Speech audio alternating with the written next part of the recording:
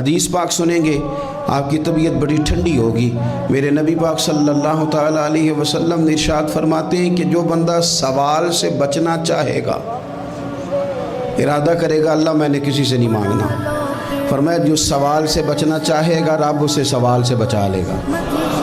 اور جو لوگوں سے بے نیاز ہونا چاہے گا، کہے گا یا اللہ مجھے دنیا داروں کا محتاج نہ بناؤ، اپنی بارگاہ سے عطا فرما۔ جو لوگوں سے بے نیاز ہونا چاہے گا اللہ لوگوں سے بے نیاز کر دے گا۔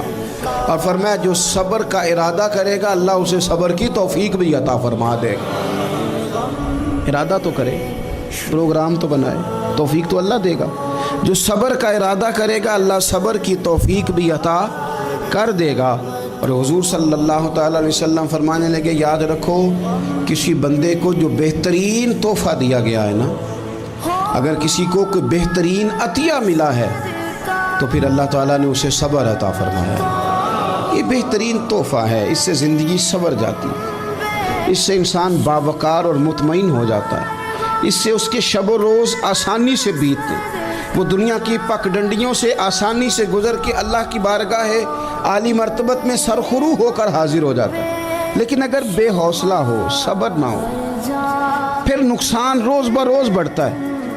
اور پھر میرے رسول پاک صلی اللہ تعالیٰ علیہ وسلم ارشاد فرماتے ہیں کہ اصل بات یہ ہے کہ اللہ تعالیٰ نہ کسی بندے کا درجہ بلند کرنے کا ارادہ فرماتا ہے، لیکن اس کے اعمال اس طرح کے نہیں ہوتے کہ اس کا درجہ بلند کیا جائے۔ اب رب کیا کرتا ہے، اللہ تعالیٰ اس کو مال کی